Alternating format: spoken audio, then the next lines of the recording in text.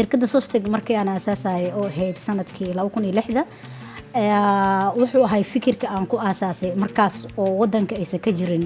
wax oo adeeg tiknoolajiyadeed oo dadka Soomaaliyeed ay ka faa'iidi karaan dad yar oo isticmaalaya tiknoolajiyada oo farkuturis ah waagaas waxay ku dhibanaayeen inay dibadda ay wax ka dalbadaan taasoo uga bixi jiray kharash fara badan kharashka ka sokow dhibaatooyin ka soo gaaraya dadka yar oo isticmaalaya waagaas 2006 adeeg tiknoolajiyada ee ku noolay Muqdisho waxaa kamid ahay in ay ku haysteen caqabad dhanka support-ka ah haddii aan leeyahay qofka support gareyna ama luqadiisa ka duwan ama time badan ku qaadana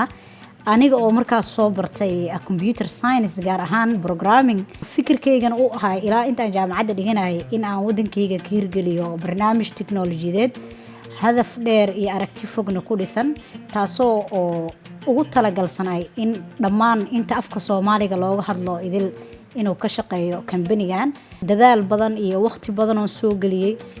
wadanka markaas caqabado badan ay ka jireen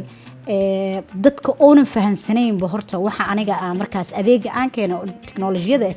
maba aysan la jaan qaadsanayn dadka because of dhibaatooyin badan wadanka ka jira awis waxa sii dheeray qodob barnaamijkan oo ah shirkadda Sostec aniga aan aasaasay oo asalkiisu yahay tiknoolajiyo baahi tiknoolajiyada qof haysa in loo xaliyo aysan dadka aaminsanayn inay gabar xalin karto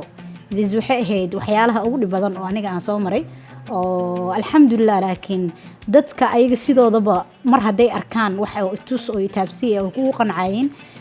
shirkadda Sostec maraaxil fara badan min 2006 ilaa haddaan joogno 2016 waxaan aad ugu faraxsanahay team badan inay shirkadda hadda ay ka shaqeeyaan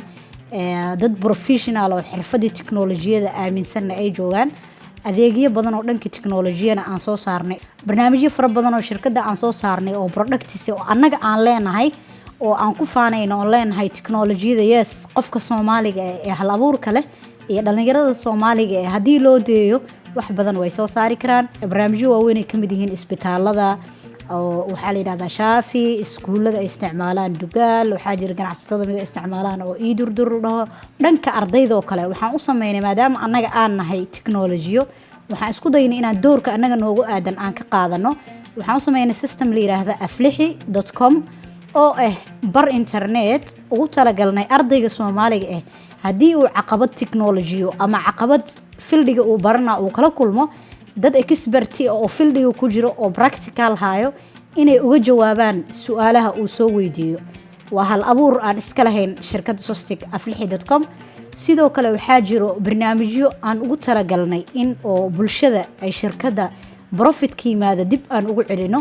oo مثلا aan ka support gareyno مثلا qofkii aan dareeno ama institutionkii ka shaqeynayo horumarinta bulshada inaan ka caawino aan wax walba oo tiknoolajiyo khuseeyo laga bilaabo inaan u sameeyno website-kiisa domain-kiisa u design gareyno una host gareyno training aan ku siino aan wax kosti aan ka qaadin sidoo kale aan caawino مثلا iskuulada